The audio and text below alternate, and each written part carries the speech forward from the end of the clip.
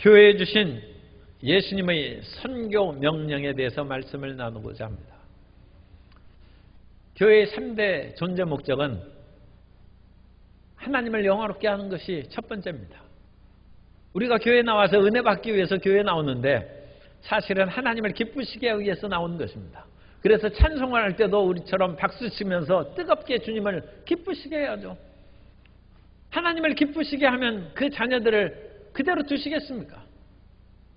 우리는 무엇보다도 하나님을 예배하고 영화롭게 하는 교회의 사명을 감당해야 되고, 두 번째, 우리는 성도 안에서 교제를 나누는 것입니다. 현대인은 외로운 사람들입니다. 그래서 혼자 밥 먹고 혼자 일터에 가고 혼자 잠자는 사람들이 갈수록 늘어나고 있습니다. 그때 교회만큼 평안하고 따뜻하고 각 기관과 부서에서 어울려서 서로 대화를 하고 힘을 얻을 수 있는 것이 세상에 그렇게 쉽지 않습니다. 교회는 진실하게 서로를 대하는 교제의 장이 되어야 됩니다. 더 나아가서 우리가 이와 같이 하나님을 예배하고 축복받고 또 성도 간의 대화를 통해서 몸과 마음을 재충전하고 기분이 좋아지면 세상에 나아가서 그리스도 예수의 사랑을 전파하는 사람이 되어야 될 줄로 믿습니다. 세 번째 존재 목적은 이웃 사랑입니다. 우리가 이웃 사랑에서 힘들고 어려운 사람들에게 용기와 희망을 주고 구제와 자선을 교회가 베풀고, 그러나 그 모든 그런 것보다 가장 중요한 이웃 사랑은 예수님 믿고 천국 가게 하는 것입니다. 이 세상에서 발등에 떨어진 불을 끄는 것도 중요하지만 영원한 나라에 대한 생명을 얻지 못하면 그 모든 것이 무슨 큰 유익이 있겠습니까? 그러므로 오늘 우리는 예수 그리스도 안에서 이 이웃 사랑의 선교 사명을 주님께서 우리에게 주신 것을 새삼 기억하고 이 선교 사명을 어떻게 우리가 잘 수행할 수 있는지 함께 말씀을 나누고자 합니다. 첫째로, 이 선교의 사명은 예수님께서 주신 명령입니다. 예수님께서는 복음 전파를 우리에게 명령하셨습니다. 예수님께서 이 땅에 오셔서 모든 사람의 죄를 짊어지시고 십자가에 못 박혀 죽으셔서 죄와 사망의 권세를 깨뜨려 버리셨습니다.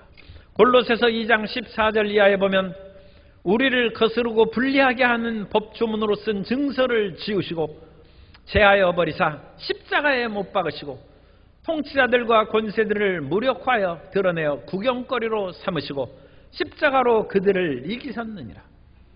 그래서 예수님께서 사탄과 모든 귀신의 권세를 이기시고 우리를 저주 가운데 몰아넣는 그런 율법의 조문을 십자가에 못 박아 우리를 해방과 자유를 주셨다는 것입니다.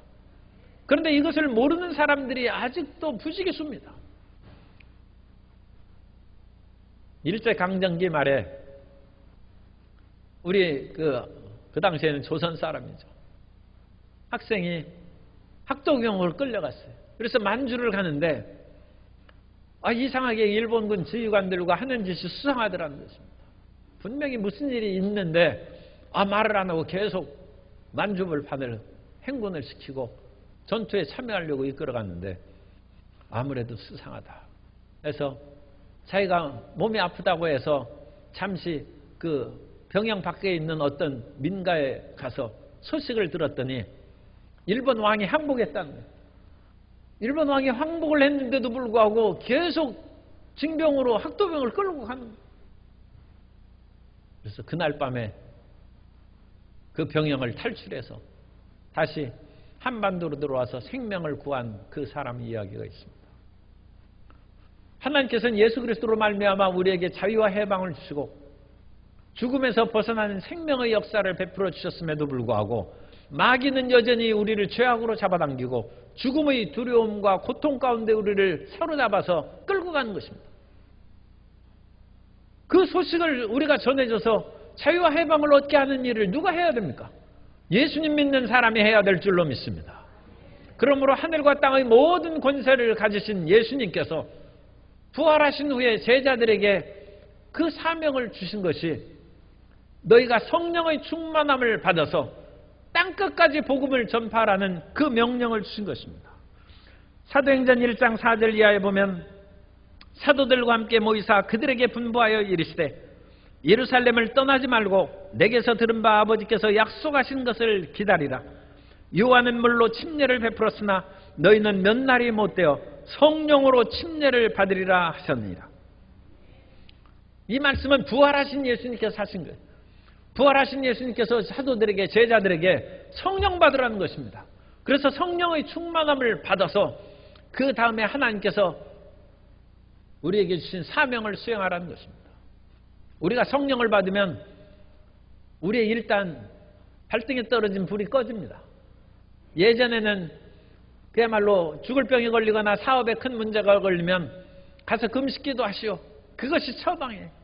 그러면 담요 하나 들고 기도원에 올라가서 기도굴에서 부르짖어 3일 일주일 금식하면서 기도해서 성령 충만함을 받으면 몸의 질병에서 치료함을 받고 암이 떠나가고 또 도산의 위기에 나고 부도의 그런 모든 상황에 처한 사업의 문제가 해결되는 복을 받았습니다. 그래서 문제 해결은 성령 충만함을 받는 거예요. 그러나 성령 충만함을 받은 것이 우리 자신의 문제만을 해결하기 위해서 성령을 주는 것이 아니라 그것은 지금 발등에 불이 떨어져서 타고 있으니까 성령의 불로 그것을 없애버리고 우리를 치료해 주신 것이고, 근본적인 주님의 목적이 있는데 그것은 성령을 우리가 받으면 사도행전 1장 8절의 말씀입니다. 오직 성령이 너희에게 임하시면 너희가 권능을 받고 예루살렘과 온 유대와 사마리아와 땅끝까지 이르러 내 증인이 되리라. 따라서 하세요. 내 증인이 되리라. 우리가 성령 받는 것은 예수님 증인되기 위해서 받는 것입니다. 우리는 우리 문제를 해결하고 귀신을 쫓아내고 삶의 저주와 낭패에서 벗어나기 위해서 성령 충만함을 간구하는데, 주님께서는 우리 문제를 해결해 주는 것도 그건 플러스 알파로 덤으로 주는 것이고, 근본 성령께서 하나님의 거룩한 영이 우리에게, 하나님의 권능의 영이 우리에게 임하는 것은 예수님의 십자가에 죽으시고 부활하시고 승천하셔서 믿는 사람들마다 성령을 보내주신다는 이 위대한 복음의 메시지를 증거하도록 우리를 부르셨다는 것입니다. 그래서 우리에게 간증하게 하신 거예요. 우리가 큰 병에 걸렸다가, 죽을 병에 걸렸다가 고침을 받았으면 그것을 보고 하나님 감사합니다, 할렐루야 하고 찬양할 뿐만 아니라 이웃에게 전해야죠. 이웃에 병 걸리고 교회 안 다니고 그와 같이 예수님 안 믿는 사람에게 예수님 믿으면 치료함을 받고 하나님의 축복을 받을 수 있습니다. 그러면 그 사람이 그걸 어찌 믿습니까? 그때 내가 증인입니다. 내가 병에 걸려서 죽을 지경이 되었는데 예수님 믿고 성령 충만함을 받으니까 병에서 치료함을 받았습니다. 사업이 고통과 좌절에 빠져서 살까 말까 하는 사람에게 찾아가서 당신 교회에 나와서 기도하고 회개하고 성령 받으면 사업의 문제가 해결됩니다. 아니, 예수님 믿으면 천당 간다는 얘기는 들었는데 예수님 믿고 무슨 사업이 해결됩니까? 그것은 돈 많은 사람에게, 능력 있는 사람에게 도움을 구해서 내 사업을 회복해야죠. 그렇지 않습니다. 하나님께서 우주와 만물을 지으시고 지구를 만드시고 모든 것을 만드신 하나님께서 그까지 사업 하나 못 만드시겠습니까? 하나님을 믿고 주님의 도우심을 구하십시오. 그러면서 내가 그 증인입니다. 내가 어려움 가운데 처했을 때 부도의 위기에 빠져서 자살할까 말까 생각했다가 예수님 믿고 지금 위대한 사업을 이루고 그렇게 사는 것이 지금 여의도교회 장로님에 대한 간증을 하는 것입니다. 그분이 그렇게 해서 페인트 공을 하고 사업이 도산해서 죽음의 길에서 마지막 금요 철야 예배를 찾아왔다가 하나님의 역사를 받아서 지금 큰 기업을 이루고 주의 영광을 돌리는 것입니다. 그 증인. 우리는 예수 그리스도의 증인으로 부름을 받아서 하나님의 은혜를 받고 성령을 받은 것입니다. 그러면 주님께서 우리를 증인으로 세워서 어떤 일을 행하게 하십니까? 우리가 읽은 말씀입니다만 제가 다시 봉독해 드립니다. 마태복음 28장 18절 이하에 예수께서 나와 말씀하여 이르시되 하늘과 땅의 모든 권세를 내게 주셨으니 그러므로 너희는 가서 모든 민족을 제자로 삼아 아버지와 아들과 성령의 이름으로 침례를 베풀고 내가 너희에게 분부한 모든 것을 가르쳐 지키게 하라. 볼지어다 내가 세상 끝날까지 너희와 항상 함께 있으리라 하시니라. 그러므로 우리는 이 예수님께서 우리에게 주신 대우임 명령을 수행하는 사명자인 것입니다. 예수님께서 주신 대우임 명령을 그레이트 커미션이라고 그럽니다. 이 대우임 명령을 우리에게 주셨어요. 그래서 우리는 따라서서 나는 사명자입니다.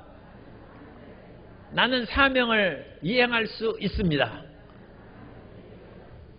미션 임파서블 그런 영화겠죠. 그건 불가능한 미션에 도전하는 거예요. 그러나 예수님께서는 미션 파서블입니다. 우리에게 할 수 있는 그런 미션을 주셨는데 할 수 있는 것은 내 능력으로 하는 것이 아니라 성령의 능력으로 그 사명을 수행할 수 있게 될 줄로 믿습니다. 그래서 첫 번째, 모든 민족을 제자로 삼으라고 했는데 하나님, 제가 배운 것이 없고 여러 가지 가방끈이 짧아서 제자로 못 삼습니다. 그렇지 않습니다.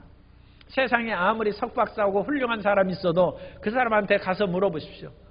죄 사함을 어떻게 받습니까? 내 속에 있는 죄를 어떻게 하면 제거할 수 있습니까? 물어보면 세상에 그 유명한 지식 있는 선생이 가르칠 수 있습니까? 그분은 세상 지식이나 어떤 면으로는 그것은 하나님의 지식이 아닌 작은 지식은 가르칠 수 있어도 인생의 근본적인 죄의 문제와 죽음의 문제에 대해 내가 죽지 않고 살고 싶은데 어떻게 하면 날 살 수 있습니까? 그걸 누가 대답해 줍니까? 그러나 예수님 믿고 성령 받은 사람은 예수님 믿으면 죄사함을 받습니다. 선생이 될 수 있어요. 예수님 믿으면 죽음의 위협에서 두려움에서 벗어나서 영생을 얻을 수 있습니다. 그 가르침은 우리 안에 거하시는 성령의 선생님이 되셔서 성령께서 우리를 가르치신 것입니다. 그러므로 우리 성도 여러분은 예수님을 믿고 성령 충만함을 받아서 어떤 민족 앞에 가서도 두려울 까닭이 없습니다. 예수님께서 하늘과 땅의 모든 권세를 가지셨으므로 우리는 어느 곳에서나 담대하게 예수 이름으로 죄사함을 증거할 때 죄사함의 은혜가 임하게 될 줄로 믿습니다. 담대하게 치료를 선언할 때 주님께서 치료해 주시고 담대하게 죽음의 위협에서 두려움에서 벗어나라고 할 때 그 사람에게 영생 복을 내려주실 줄 믿습니다. 그럼 모든 민족을 제자로 삼아서 그 사람을 주님께로 이끌어 나가는 것입니다. 마가복음 16장 15절 이하에서 말씀합니다. 또 이르시되 너희는 온 천하에 다니며 만민에게 복음을 전파하라. 믿고 침례를 받는 사람은 구원을 얻을 것이요 믿지 않는 사람은 정죄를 받으리라. 그래서 우리는 온 세계 만민에게 복음을 증거하는 위대한 사명자입니다. 그 사명을 하나님 앞에 기도하면서 주님, 제가 비행기 못 타봤는데 온 천하 만민에게 복음을 전파하라고 했는데 비행기 타고 나가게 해주십시오 하면 비행기 값이 요즘에 자꾸 오른답니다. 사람들이 해외에 많이 나가기 때문에. 그래도 하나님께서는 사명자요 하나님의 특사인데 그거 비행기 안 태워 보내주시겠습니까? 하나님께서 그 모든 길을 열어주실 줄 믿습니다. 그래서 이 모든 민족으로 제자를 삼아 그 다음에는 침례를 베풀려고 했습니다. 이 모든 규절들이 대등한 규절로 되어 있어요. 제자로 삼는 것, 침례를 베푸는 것, 예수님께서 분부한 모든 것을 가르쳐 지키게 하는 것이 똑같은 대등절로 되어 있습니다. 그러므로 우리는 사람들에게 복음을 증거해서 예수님 믿고 죄사함 받고 구원함을 받으십시오 얘기하는 거하고 똑같이 침례도 받아야 됩니다. 대부분 침례를 받으셨겠습니다만 침례를 안 받으신 분은 꼭 침례를 받아야 됩니다. 왜냐하면 침례를 받으라는 것은 주님의 명령일 뿐만 아니라 침례를 받을 때 놀라운 하나님의 축복이 임하게 되는 것입니다. 우리가 예수님을 믿으면 성령께서 우리를 거듭나게 해주십니다. 그런데 성령께서 우리를 거듭나게 해주신 것은 우리의 내적인 영적인 것이기 때문에 우리 눈으로 안 보여요. 그러나 침례는 눈으로 보이지 않습니까? 물속에 들어갔다 나오는 것이 자기도 눈으로 보고 이웃 사람도 그걸 눈으로 봄으로써 우리의 신앙이 외부적으로 증거되는 것입니다. 신앙이 객관화되는 것입니다. 그래서 자기 혼자만의 믿음이 아니라 저 사람은 예수님 믿는 사람이라는 것을 자타가 공인할 수 있는 것이 침례인 것입니다. 그러므로 우리는 꼭 침례를 받아야 됩니다.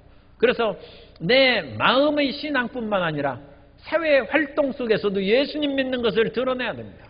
예수님 믿는 것을 드러냄으로 말미암아 어려움을 당하는 그런 국가나 사회들이 종종 있습니다. 그런 때는 물론 조심해야죠.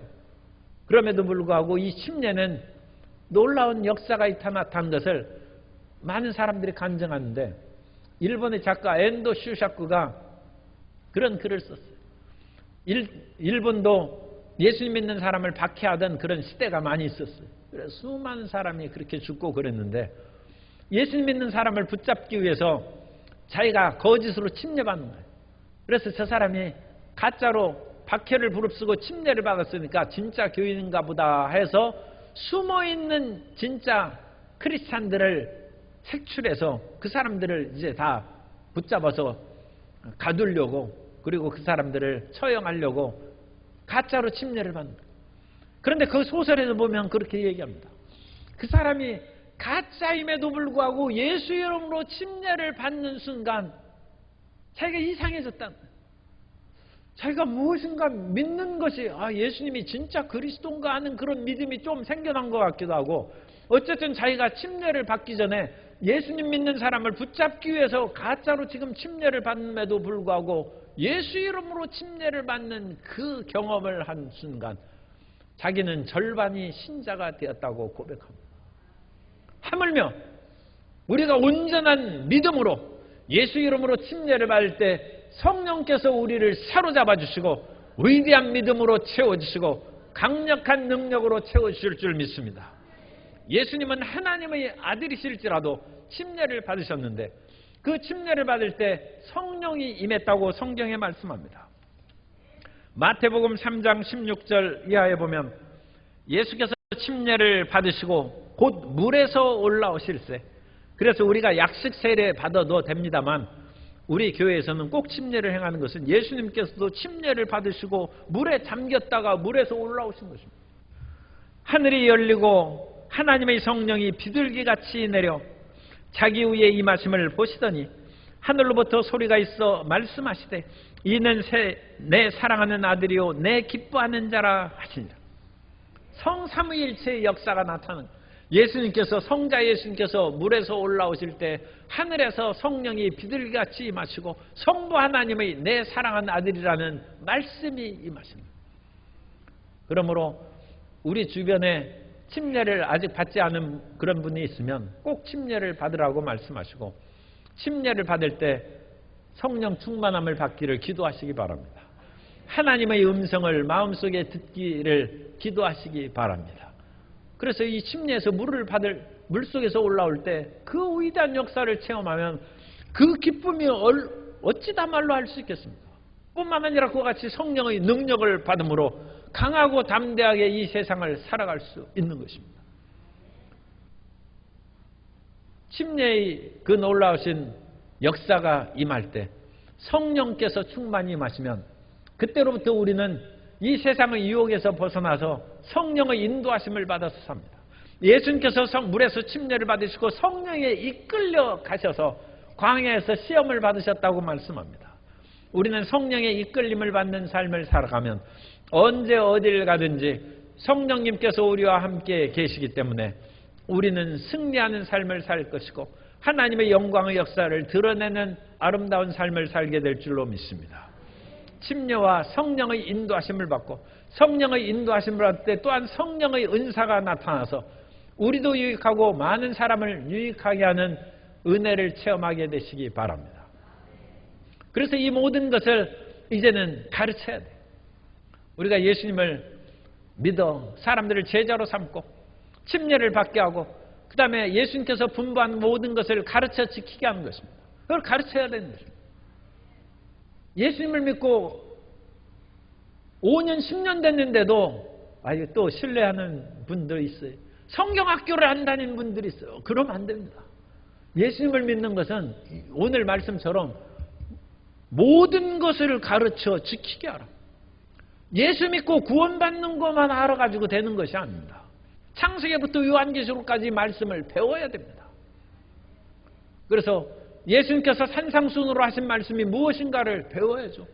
이 세상에서는 모든 것이 풍요하고 물질적이고 육체적인 것이 풍족하면 복되다고 얘기하는데 산상수훈에서 예수님의 팔복에는 심령이 가난한 자는 복이 있다는 것입니다. 오히려 핍박을 받는 자는 복이 있고 남을 누르고 짓밟는 사람이 복이 있는 것이 아니라 온유한 자가 복이 있고, 세상에 일반적으로 하는 말과 상당히 다른 말씀들이 예수님의 산상수훈에 있고 창세기로부터 요한계시록까지 그 모든 말씀 속에 있습니다. 그러니까 그 말씀을 우리가 가르치고 그것을 배움으로 주의 말씀이 우리 마음 가운데 건축되어야 됩니다.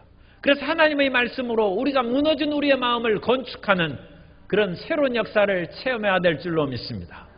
끊임없이 하나님의 말씀이 우리 속에 들어오면 우리 마음이 세상의 것들로 인하여 수없이 무너지고 상처받고 흐트러졌는데 그 마음이 가지런히 정돈되어서 마음이 가지런히 정돈되면 세상에 대한 두려움이 사라지고 불안함이 떠나가게 됩니다.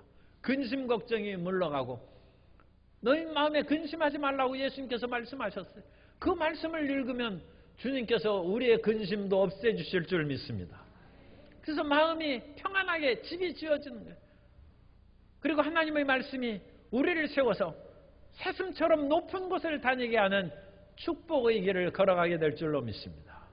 그래서 하나님의 말씀으로 살아갈 수 있도록 끊임없이 가르쳐야 돼요. 그래서 그 모든 말씀을 자세히 많이 배우는 것이 좋습니다. 마태복음 5장 19절에 보면 그러므로 누구든지 이 계명 중의 지극히 작은 것 하나라도 버리고 또 그같이 사람을 가르치는 자는 천국에서 지극히 작다 일컬음을 받을 것이요 누구든지 이를 행하며 가르치는 자는 천국에서 크다 일컬음을 받으리라. 이게 구원의 문제가 아니죠. 예수님 믿으면 구원 받습니다. 그런데 예수님의 말씀대로 가르침을 받고 그 작은 말씀이라도 지키는 자는 천국에서 크게 된다. 이 세상에서 아무리 큰 사람도 천국 못 가면 그 사람은 불행한 것입니다. 그런데 이 세상에서 출세하고 성공하려면 여러 가지 공부도 하고 권력적인 배경도 있고 뭐 여러 가지 힘을 써야죠. 그런데 성도 여러분, 천국에서 어떻게 큰 자가 됩니까? 천국에서 이 땅에서 내 작은 자로 살았을지라도 내 천국에 가서는 정말 큰 자가 되고 많은 사람들이 존경받는 사람이 되고 싶다 할 때 어떻게 해야 됩니까? 마태복음 5장 19절에 하나님의 말씀을 작은 것이라도 지키는 자는 천국에서 크게 될 것이고 하나님의 말씀을 무시하고 그것을 사는 사람은 예수님을 믿어서 구원은 받더라도 그 사람은 지극히 작은 자가 된다는 것입니다. 그래서 우리는 하나님 말씀을 많이 배워야 됩니다. 성경학교도 다니고 성경대학도 다니고 하나님의 말씀에 열심히 공부하는 성도 여러분 되시기 바랍니다. 더 나아가서 그 말씀을 배우기만 하면 헛것입니다. 그 말씀을 지켜야 됩니다. 말씀을 준행하는 것이 중요하다고 마태복음 7장 24절 이하에서 말씀합니다.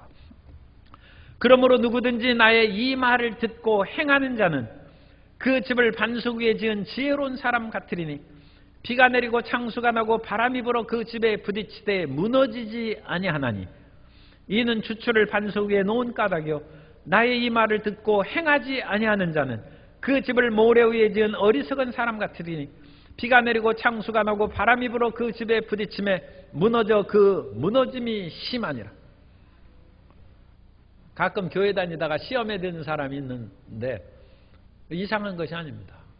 그 말씀대로 행하지 못함으로 모래 위에 집을 짓고 교회 다녔기 때문에 어려움이 다가오면 그 신앙이 무너져 버리는 것입니다.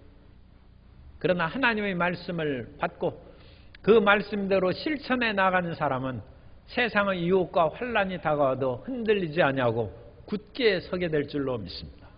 그래서 예수님께서 이 위대한 삶의 길을 제자들에게 명령하신 것입니다. 너희도 이와 같이 살 뿐만 아니라 너희는 천하 모든 민족을 제자로 삼고 그들에게 성부, 성자, 성령의 이름으로 침례를 베풀고 예수님께서 분부하신 모든 것을 가르치고 지키게 하라는 것입니다.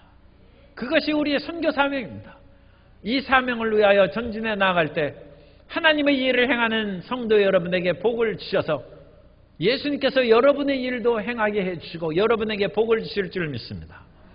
여러분은 하나님의 일을 행하고 예수님은 여러분의 일을 해주시는 것입니다. 얼마나 서로 주고받고 화목해. 그래서 하나님께 무조건 달라고만 하지 말고 예수님이 기뻐하시는 이 대우임 명령에 죽으셨다 부활하신 예수님께서 이 복음서 4권에 다 들어있어요. 복음서 4권에 이 말씀을 전파하라는 것이 4권에 다 있어요. 어떤 복음서에는 있고 없는 그런 구절들이 부분들이 많이 있습니다. 그런데 천하 만민에게 복음을 증거하는 것은 내 복음서에 다 들어있는 예수님의 절대 명령입니다. 그 예수님의 절대 명령을 수행하고 충성하는 자마다 하나님께서 그 사람의 삶도 책임져 주시고 모든 삶에 복을 내려 주실 줄 믿습니다. 세 번째로 예수님께서는 이 말씀만 전하시고 천국에 올라가신 것이 아니라 영원히 우리와 함께 거하십니다. 따라서 예수님은 영원히 나와 함께 계십니다. 예수님은 영원히 성도 여러분과 함께 계신 것입니다. 예수님께서 우리 안에 착한 일을 시작하셨는데 마지막 날까지 주님께서 책임져 주십니다. 빌립보서 1장 6절에 너희 안에서 착한 일을 시작하신 이가 그리스도 예수의 날까지 이루실 줄을 우리는 확신하노라. 사도 바울이 1, 2차, 3차 선교여행을 다니면서 온 그리스, 로마, 터키, 로마는 나중에 하고 어쨌든 그리스, 터키 지역에 수없이 복음을 증거하고 다니다가 예루살렘에 왔는데 체포되어서 감옥에 갇혔어요. 얼마나 실망스럽습니까? 하나님의 일을 그렇게 했는데 존귀와 영광을 받기는커녕 감옥에 갇혔으니 탄식할 만도 한데 바울은 까딱없어요. 왜냐하면 바울에게는 그와 같이 믿음이 있기 때문에 사람이 감당치 못할 시험당함을 하나님께서 주시지 않습니다. 그래서 바울에는 그 담대한 믿음이 있으니까 까딱없어요. 그런데 하나님 앞에 기도하니까 내가 너를 이와 같이 감옥에 가둔 것은 로마에 가서 가이사 앞에 서서 그리스도 예수의 복음을 증거할 기회를 주기 위한 것이다. 그래서 로마로 보낸다는 것입니다. 로마로 갔는데 로마로 가는 그 배에 죄수의 신분으로 가는 거예요. 참 인생은 하나님의 깊은 뜻을 우리가 어찌 다 알겠습니다. 그런데 그 죄수로 가는 그 백길도 편하지 아니하고 풍랑이 일어서 유라굴로의 광풍이 일어서 죽을 지경이 되었어요. 그런데도 사도 바울이 끈질기게 하나님 앞에 기도하고 있을 때 하나님의 사자가 나타났습니다. 사도행전 27장 23절 이하에 보면 내가 속한 바 곧 내가 섬기는 하나님의 사자가 어젯밤에 내 곁에 서서 말하되 바울아 두려워하지 말라. 내가 가이사 앞에 서야 하겠고 또 하나님께서 너와 함께 항해하는 자를 다 내게 주셨다 하였으니 그러므로 여러분이여 안심하라. 나는 내게 말씀하신 그대로 되리라고 하나님을 믿노라. 그런즉 우리가 반드시 한 섬에 걸리리라 하더라. 사도 바울이 이 말을 하고 정말 섬에 상륙하니까 모든 사람들이 사도 바울을 이제 정말로 하늘이 내린 사람이다 존경하고 믿게 됩니다. 환난 가운데 사도 바울이 죄수의 신분으로 그 높은 존경과 권세를 어찌 가질 수가 있습니까? 우리가 다가오는 작은 고통과 환난과 질병이 혹시 있다 할지라도 그것을 믿음으로 참고 견디면 그것을 통하여 여러분을 영화롭게 하고 여러분을 부유케 하고 여러분을 존귀하게 하는 놀라운 축복이 임하게 될 줄로 믿습니다. 그것은 예수님이 항상 우리와 함께 거하시기 때문입니다. 예수님이 눈에 안 보이신데요. 그렇지 않습니다. 예수님께서는 성령으로 우리와 함께 계십니다. 따라서 하세요. 예수님은 성령으로 나와 함께 계십니다. 그리고 예수님께서는 이미 성령으로 우리 이 땅에 내려오셨습니다. 요한복음 14장 16절 이하에 보면 내가 아버지께 구하겠으니 그가 또 다른 보혜사를 너희에게 주사 영원토록 너희와 함께 있게 하리니 그는 진리의 영이라. 세상은 능히 그를 받지 못하나니 이는 그를 보지도 못하고 알지도 못함이라. 그러나 너희는 그를 아나니 그는 너희와 함께 거하시며 또 너희 속에 계시겠습니다. 내가 너희를 고아와 같이 버려두지 아니하고 너희에게로 오리라.